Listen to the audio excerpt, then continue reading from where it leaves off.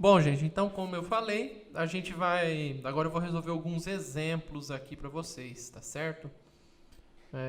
Envolvendo esse conteúdo de estrutura de repetição, principalmente na declaração while, tá? Então vamos lá. Escreva um programa em Python que apresente na tela a tabuada de um número inteiro não negativo n digitado pelo usuário. Então a gente vai ter que escrever a tabuada de um número na tela, tá? Vamos ter que pedir um número para o usuário. Então, primeiro de tudo, a gente vai ter que resolver aqui com input. Beleza? Então, número digitado. A gente coloca aqui. Vamos dar uma mensagem para o usuário. Digite um número. Um número inteiro não negativo, tá? Número inteiro não negativo é qualquer número de 0 para cima, tá? Qualquer número inteiro de 0 para cima. Alguns chamam esse conjunto numérico de naturais, né? Quem considera que o zero está lá. Então, vamos lá, número digitado. Aí eu vou chamar de n esse número, tá? Porque lembrando que essa versão aqui é apenas a versão literal do que sai do input, tá? Lembrando que o que sai do input é sempre uma string, beleza? Sempre um tipo literal, sempre escrito. Então eu preciso converter esse valor para um número. E agora sim eu estou chamando de n esse número. Então beleza, a gente precisa apresentar na tela então a tabuada desse número. Bom, a tabuada começa no 0, né? Vai ser de 0 até 10, esse valor de controle. Então, vamos começar no 0, vamos abrir uma estrutura de repetição while, enquanto este i for menor ou igual a 10, porque eu quero que a tabuada vá do 0 ao 10, faça print, aí aqui eu vou fazer o seguinte, i... Bom, vou colocar x para simbolizar a multiplicação aqui. Então, i vezes n vai ser igual. E a gente pode fazer essa conta até aqui dentro, tá, gente? Eu não sei se eu já fiz isso com vocês, mas a gente pode colocar essa conta direto no print. Beleza? Bom, mas para deixar a coisa mais organizada, vamos fazer para fora, né? Resultado igual a i vezes n. Então, resultado. E assim, como eu já falei para vocês, a gente não pode esquecer de jeito nenhum de atualizar essa variável de controle. Beleza? Isso aqui está i menor ou igual a 10. A gente precisa fazer aqui uma hora esse i deixe de ser menor ou igual a 10. Tá? Então, analisando esse código aqui, na primeira execução, o i vai estar valendo 0. 0 vezes o nosso n vai ser 0. E aí ele vai apresentar. I multiplicado por n vai ser igual a 0. Beleza. Aí ele vai chegar aqui. I vai ser igual a 0 mais 1. Vai valer 1. Aí ele vai voltar lá para o começo do while, da estrutura. 1 é menor ou igual a 10? É. Então, o resultado vai ser 1 vezes n, que aí vai ser n. Ele vai vir aqui e vai apresentar. 1 vezes n vai ser igual a n. Beleza? Depois ele vai atualizar e assim sucessivamente até que o i valha 11. Hora que o i valer 11, aí ele não vai mais conduzir o que está acontecendo nessa estrutura. Ele vai deixar quieto. Tá certo? Então vamos ver se funcionou. Vamos ver a tabuada do 7, é mais fácil. Olha lá. 0 vezes 7, 0. 1 vezes 7, 7 e assim por diante. Vocês reparem que o que está mudando é o i. Tá? O 7 está sempre a mesma coisa. Ó. Aqui. O 7 está sempre a mesma coisa. Ok? Então, exemplo 1 resolvido. Vamos ver o 2. Bom, então vamos tentar resolver esse exemplo 2 aqui. Escreva um programa em Python que apresente os primeiros números pares positivos menores ou iguais a 50. Então, vamos lá. a gente quer mostrar então os valores 0, 2, 4, 6 até os 50, tá? Então assim, vamos supor que a gente tem aqui nossa variável pares. O primeiro de todos, para esse exemplo aqui, o primeiro par a ser apresentado na tela é o 2. Lembrando que ele fala pares positivos, tá? Então, vamos começar aqui com o 2. Enquanto os meus pares forem menores ou iguais a 50, faço o seguinte. Apresente o valor. E aí, restou eu fazer a atualização. Só que reparem, se eu fizer uma atualização desse tipo, pares igual a pares mais 1, o próximo valor que a variável pares vai assumir vai ser o 3.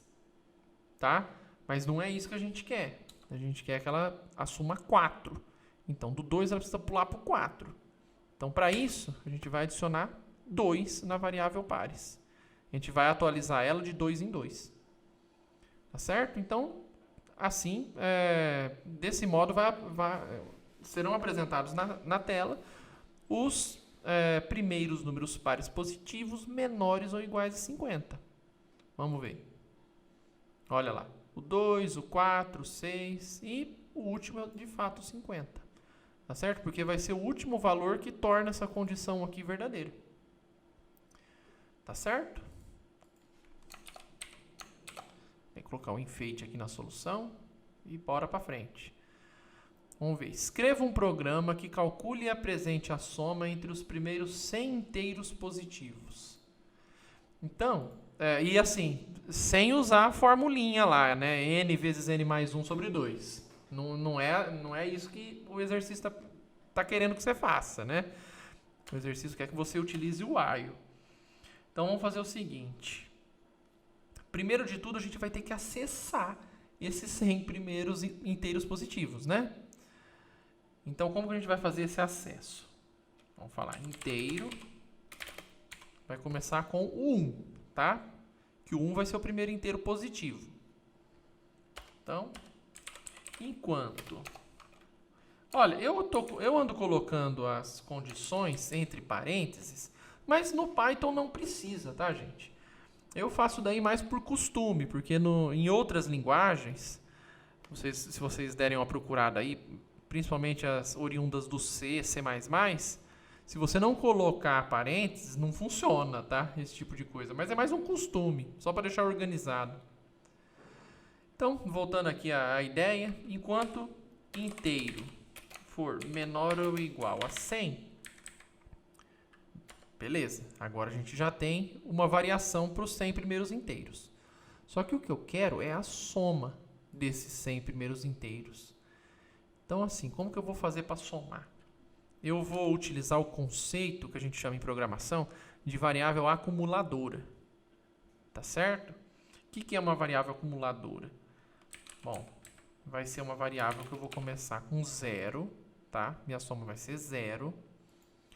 E eu vou fazendo o seguinte, a cada etapa, a cada passagem dessa estrutura de repetição, eu vou acrescentando ao que eu já tinha o novo valor. Certo? Eu vou acrescentando ao que eu já tinha um novo valor. Então, vamos só fazer a atualização aqui. Inteiro recebe inteiro mais 1, para eu acessar o próximo inteiro. Então, vamos lá. Na primeira execução, essa variável soma está valendo 0. Daí ela vai entrar nessa estrutura de repetição. Enquanto o inteiro que eu estiver avaliando for menor ou igual a 100, continue. Então, a variável soma vai receber o que tem nela, que é 0, mais 1. Tá? Então, ela vai receber 0 mais 1. Beleza, agora a variável soma, que recebe o resultado dessa conta, vai estar valendo 1. Beleza? Aí vai vir para essa próxima atribuição. O inteiro vai receber inteiro mais 1. Tá? Agora o inteiro vai ser atualizado para 2. Então tá, vamos lá. 2 é menor ou igual a 100? É. Então faça. Soma que estava valendo 1, mais 2, então vai ser 3. A gente vai devolver esse resultado para o soma, que agora vai estar valendo 3. Tá certo? Então, a gente vai continuar com esse processo até que o inteiro valha 101. Tá bom? Então, de fato, a gente vai somar os 100 primeiros inteiros positivos. Tá certo? E no final, hora que acabar tudo isso, não se esqueçam, gente, de depois que vocês forem continuar os comandos de vocês, né? Utilizar os comandos de vocês assim que acabar a estrutura de repetição. Se vocês não quiserem que eles fiquem repetindo, né, dentro da estrutura, vocês têm que voltar e tirar a indentação. Tá? Você tem que apagar o espaço em branco aí.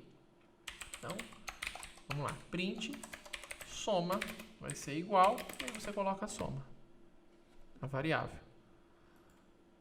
Então, vamos ver.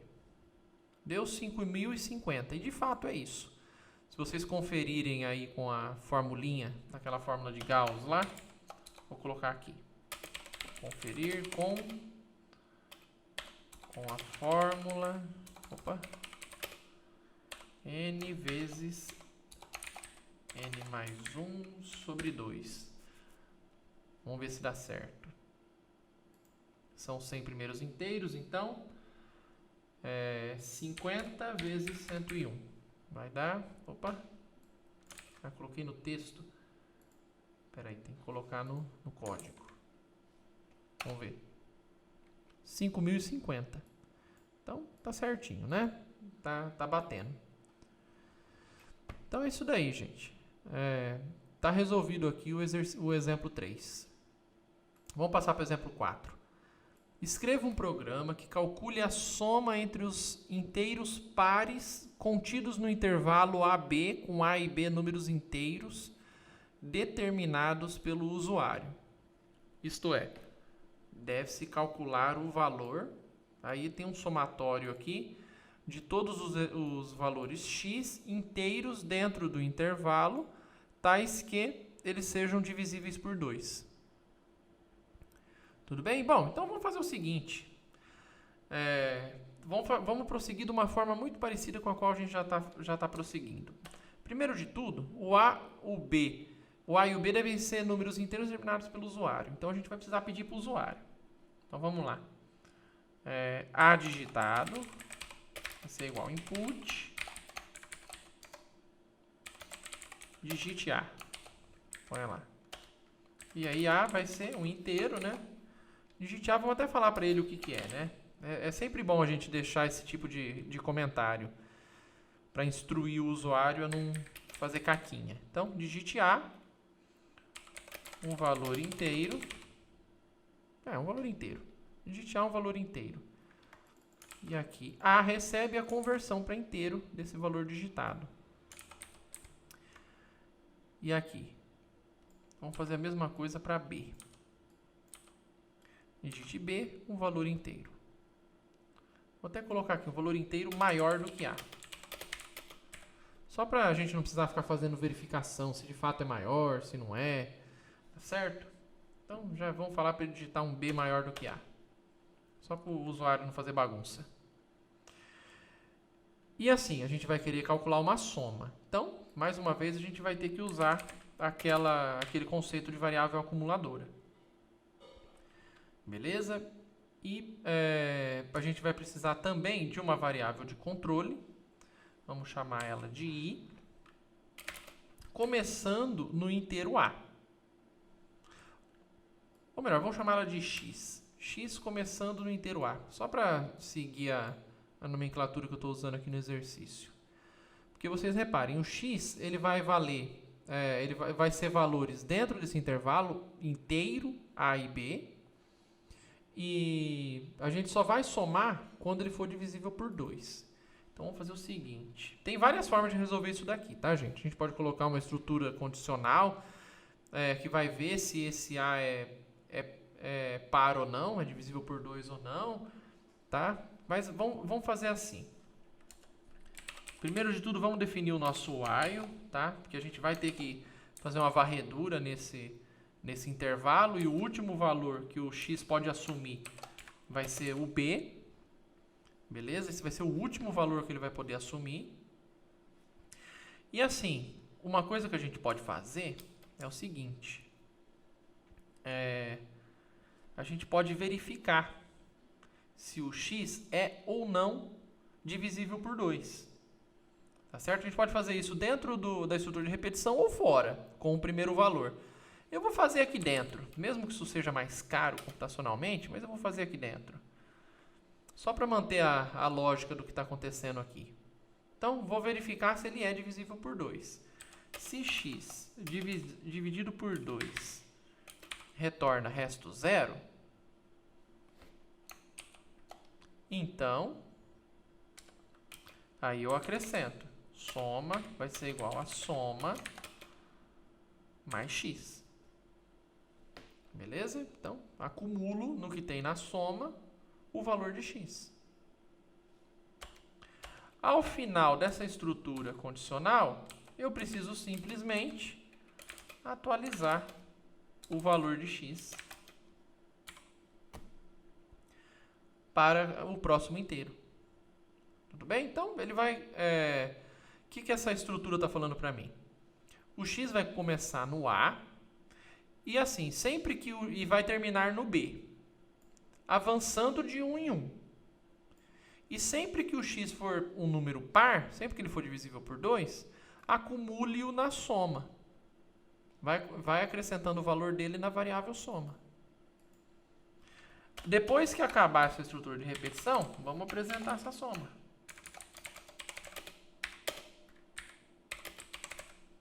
Soma. Então vamos ver. Vamos analisar a soma dos números pares de 2 até 6. Que aí é fácil da gente conferir. Vai ser 2 mais 4 mais 6. Que de fato vai ser 12. Né? Então deu certo. A gente pode colocar aqui, inclusive, qualquer intervalo. Vamos colocar do 1, para dar o mesmo resultado. Do 1 ao 7. Deu 12 de novo. Tá certo? Então, resolvemos o exercício. Tem, como eu falei para vocês, outras formas da gente fazer isso. Tá? A gente pode começar o x sem ser necessariamente no A. Tá? Ele pode começar no próximo par. Aí a gente faria essa verificação fora da estrutura while. Tudo bem? Mas eu quis fazer dentro, mais para vocês verem que dá para a gente utilizar, inclusive, estruturas condicionais dentro das estruturas de repetição. Tá certo? Então, continuando, vamos para o exemplo 5. O exemplo 5, ele é muito clássico nesse tipo de conteúdo. Ele acerta sobre a sequência de Fibonacci. Não sei se vocês já ouviram falar, com certeza já. A sequência de Fibonacci, geralmente ela é definida pelos dois valores valendo 1, os dois primeiros valores dela valendo 1, mas você também encontra como o primeiro valor valendo 0 e o segundo valor valendo 1. Tá? E os demais valores são definidos pela soma dos dois valores anteriores. Então, por exemplo, eu vou ter os meus dois primeiros valores valendo 1, o x1 e o x2 vão valer 1. O x3 vai ser 1 mais 1, que é 2. O x4 vai ser 1 mais 2, que é 3. O x5 vai ser 2 mais 3, que é 5. O x6 vai ser 3 mais 5, que é 8. E assim por diante. Eu sempre vou utilizar os dois elementos anteriores para gerar o elemento seguinte. Tá certo? Então, essa é a ideia da sequência de Fibonacci. O exemplo 5 fala o seguinte: escreva um programa que apresente os n primeiros termos da sequência de Fibonacci, sendo n um inteiro maior ou igual a 2 determinado pelo usuário. Então tá. Como que a gente vai fazer isso? Primeiro de tudo, a gente vai pedir para o usuário para ele digitar esse n, então a gente vai ter que ter um input e a gente vai ter que ter uma estrutura de repetição while responsável por controlar o índice i dessa sequência de Fibonacci, sendo que esse índice i começa no 2. Tá? Então, ou melhor, começa no 3, começa no terceiro indivíduo, no terceiro elemento dessa sequência, porque os dois primeiros a gente já conhece. Então, vamos escrever pelo menos isso aqui. Vamos colocar. Tá lá. Número digitado. Digite um número inteiro maior ou igual a 2. Esse exercício eu já deixei pronto, no caso. Então, n vai ser o número digitado, porque ele vai controlar o tanto de elementos da sequência que a gente vai apresentar. Aí, a gente vai definir os dois primeiros termos, que vai ser eu chamei de xi menos 2 e xi menos 1. Os dois primeiros termos vão ser 1. O meu i vai começar no 3. E o meu while vai ser executado enquanto o i for menor ou igual a n, que vai ser o número de elementos da minha sequência de Fibonacci. Beleza. E agora reparem nessa atribuição aqui. O meu xi, o x atual, ele vai ser escrito como a soma dos dois x anterior. Dos dois x anteriores. O x, que eu chamei de xi menos 1 e xi menos 2. Tá? E aí, na sequência, vocês reparem que eu vou atualizar o i para passar para o próximo termo. E o meu xi menos 2 agora vai ser atualizado como o meu xi menos 1. E o xi menos 1 agora vai ser o xi. Beleza, mas como que eu cheguei nisso? Olha aqui, reparem nessa ilustração. O x1 e o x2 eu já tenho. E como que eu vou fazer para gerar o meu xi? Aqui no caso, o i valendo 3. Eu tenho 2. Tá, como que eu consegui ele? Somando o meu x anterior, que eu chamei de xi menos 1, e o x anterior a ele, que eu chamei de xi menos 2. A soma desses dois elementos vai dar o meu elemento atual, com o i valendo 3, que vai ser o 2. Beleza. E agora, para gerar o próximo, o que eu preciso fazer? Para gerar o próximo, agora o meu xi vai estar aqui na casinha do 3. O i vai estar valendo 4. O xi menos 1, ele vai ser o 2, que era o valor assumido pelo xi na execução passada. E o meu xi menos 2, ele agora vai valer o valor que o xi menos 1 estava valendo na execução passada. Tá? Então, sempre que eu fizer essa soma, eu descobri aqui que é 3, porque é os dois anteriores, eu vou lá e atualizo, passo esses elementos para frente. Ou seja, na próxima, o meu xi vai estar aqui na casinha do 5, o xi menos 1 vai estar onde está agora o xi, e o xi menos 2 vai estar onde está agora o xi menos 1. Certo? Reparem. O xi vai estar agora onde não tinha ninguém, porque é quem eu quero descobrir. O xi menos 1 vai estar onde estava o xi na execução passada. E o xi menos 2 vai estar onde estava o xi menos 1 na execução passada. Certo? E assim por diante. Eu vou continuar com essa história, até gerar o tanto de termos da sequência de Fibonacci que o usuário quiser. Então, voltando para o código, a gente vai pedir para ele digitar. Os dois primeiros elementos a gente conhece, que são 1, e aí aqui eu dei o nome de xi menos 1, xi menos 2. São exatamente esses dois, tá? Xi menos 1, xi menos 2. O meu i vai começar no 3, porque eu já sei os dois anteriores, então o i vai começar no 3.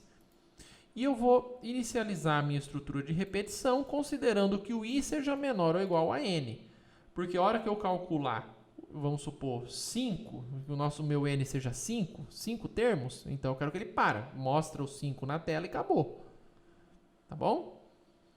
Então vamos lá. Como que eu calculo o xi? Com o xi menos 1 e o xi menos 2. Com a soma desses dois, que são os dois elementos anteriores. Aí eu vou lá e apresento o xi na tela. Atualizo o meu índice para que agora eu considere o próximo elemento. E faço aquela atualização que eu falei para vocês, de passar os dois elementos anteriores para frente. fazendo com que o xi menos 1 valha o que vale o xi, e fazendo com que o xi menos 2 valha o que vale agora o xi menos 1. Tá? É essa estratégia de passar as variáveis para frente. Então, xi menos 2 vai valer xi menos 1, que é o mais próximo do xi, e o xi menos 1 vai valer o xi. Na próxima, eu calculo o xi de novo com esses valores atualizados. Tá? Então, vamos fazer uma execução aqui de teste. Vamos mandar ele calcular os primeiros 10 elementos. Olha lá, 1, 1, 2, 3, 5, 8, 13, 21, 34, 55. E, de fato, 1 mais 1 dá 2, 2 mais 1 dá 3, 3 mais 2 vai dar 5, 5 mais 3 vai dar 8, 8 mais 5 vai dar 13 e assim por diante. E assim, só de curiosidade, essa é uma série que explode muito rápido. Se eu colocar 20 valores aqui, já vai dar confusão. Olha lá, ó, já chegou na casa dos milhares, com 20 valores. Vamos colocar 50. Vamos ver se 50 ele ainda gera. Já deu um número monstruoso aqui, mas ele ainda gera. Se eu acredito que se eu colocar 100, ele já vai dar algum problema de memória. Essa é uma série que explode muito rápido, se vocês fizerem a análise dela aí. Bom, mas tudo bem. Vamos passar aqui para o próximo exemplo. Exemplo 6. Faça um código que apresente uma contagem regressiva na tela, de n até 0, sendo n um número inteiro positivo determinado pelo usuário. Bom, qual que vai ser a ideia aqui? Primeiro de tudo, número digitado. Número digitado vai ser igual a input, digite um número inteiro positivo por obséquio. E agora a gente faz a conversão para inteiro desse número digitado. Beleza? Bom, então a ideia aqui é fazer uma contagem regressiva na tela, de n até 0. Então vamos lá. A questão aqui, a única coisa que vai mudar é que em vez de eu começar a minha variável de controle em 0 ou em 1, eu vou começar em n. E agora, enquanto a minha variável i for maior ou igual a 0, continue executando. E aí eu vou apresentar o i na tela. Na sequência, a única questão que vai ser diferente nesse while é que agora a atualização do i não vai ser mais i mais 1. Porque se for, eu vou crescer o valor do i. Eu vou aumentar o valor do i. Ele vai valer n mais 1 na próxima. Só que eu não quero que isso aconteça. Eu quero que ele decresça até chegar no 0. Então, em vez de acrescentar 1, eu vou remover 1 do valor do i. Tá certo? Então, vamos ver o que acontece aqui. Digite um inteiro positivo. Vou digitar 10. E ele vai apresentar 10, 9, 8, 7, 6, até chegar no 0. Tá? E se eu não quisesse que ele chegasse no 0, chegasse até no 1? Então, eu ia tirar esse igual daqui. Beleza? Que aí, quando ele fosse igual a 0, essa condição não é verdadeira, ele não vai executar. Então, vamos lá. 10. Foi. Do 10 até 1. Beleza? Bom, e agora, então, vamos resolver esse daqui, o exemplo 7. Escreva um programa em Python que calcule o número de divisores positivos de um número. De um número dado pelo usuário, né? Bom, eu sei que existem inúmeros artifícios matemáticos para a gente fazer isso daqui. Mas vamos tentar resolver com uma estrutura de repetição. Vamos fazer o seguinte. Vamos pegar um número n, vamos tentar resolver de uma forma meio burra, inclusive. Número digitado, vamos pedir esse número para o usuário. Input. Digite um valor inteiro positivo. E aí a gente converte esse valor que ele digitar para inteiro. Número digitado. Vai lá. Aí, olha só o que eu estou querendo aprontar. Eu vou criar uma variável chamada contadora de divisores. começando como 0. Eu vou supor que esse número não tem nenhum divisor no começo. E aí eu vou fazer o seguinte. Vou começar uma variável i como sendo igual a n, do jeitinho que a gente fez no exemplo 6. E eu vou controlar uma estrutura de repetição de forma que o i seja menor ou igual a 1. Tá? Ou melhor, que essa estrutura de repetição seja executada enquanto o i for maior ou igual a 1. Porque a hora que o i for 0, por exemplo, eu já não quero mais que ela continue executando. Tá? Por quê? Porque eu vou fazer o seguinte.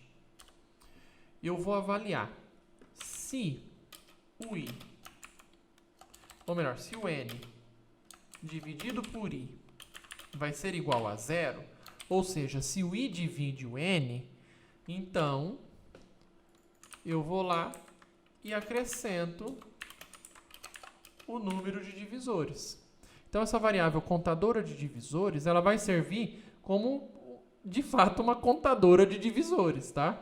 Ela vai acumular a quantidade de números que dividem o n, tá? Porque neste if aqui, esse bloco de comandos aqui, ele só vai acontecer no momento em que a variável i dividir a n, tá? Mesmo que eu repita isso daqui para qualquer valor, essa instrução aqui só vai valer quando essa condição for verdadeira. Tá certo? Então, agora, independente se essa condição é verdadeira ou não, eu tenho que atualizar o valor da minha variável. Que no caso eu vou atualizar de forma decrescente, tá? A minha ideia é fazer o seguinte. Eu vou ver se o n divide o n, se o n menos 1 divide o n, se o n menos 2 divide o n e assim por diante, até chegar no 1. Tá? Eu sei que pelo menos 2 divisores, todos os números vão ter que ter, seguindo esse esquema. Que vai ser o próprio n e o 1. Tá? Então, aí a gente apresenta. Print número de divisores de... Aí a gente coloca o n aqui, né? Só para... de n. Aí vamos colocar 2 pontinhos. E aí a gente coloca a contadora de divisores. Então vamos lá. Digite um valor inteiro positivo. Vamos ver quantos divisores tem o 10. 4 divisores. Bom, o 10 ele é dividido por 10, ele é dividido por 5, ele é dividido por 2 e ele é dividido por 1. Então, de fato, são 4 divisores que o 10 possui. Vamos ver o 7. Tem que dar 2. De fato, só o 7 e o 1. Certo? Então é isso daí. A gente já consegue contabilizar o número de divisores de um número. E assim, exemplo 8. Escreva um programa em Python que determine se um dado número inteiro positivo n é um número primo. Na verdade, gente, a gente vai fazer exatamente a mesma coisa que a gente fez aqui, só que no final a gente vai fazer uma verificação se esse número, contadora de divisores, é 2. Se for 2, o número é primo. Se não for 2, então não é. Tá certo? E assim, só recapitulando, eu sei que existem formas mais espertas de se fazer essa verificação. Tá? Nem precisa ir diminuindo o número, né, até o 1. Você pode fazer a verificação, na verdade, de 1 até a raiz do número, se eu não me engano. Mas assim, esses artifícios matemáticos, vamos deixar para lá por enquanto. Certo? Vamos deixar isso quieto. Vamos só focar na questão de programação aqui, que é mais vantajoso por enquanto. Então, temos aqui exatamente o mesmo programa. A gente apresenta o número de divisores e aí a gente faz a seguinte verificação. Se contadora de divisores for igual a 2, então print o número n é um número primo.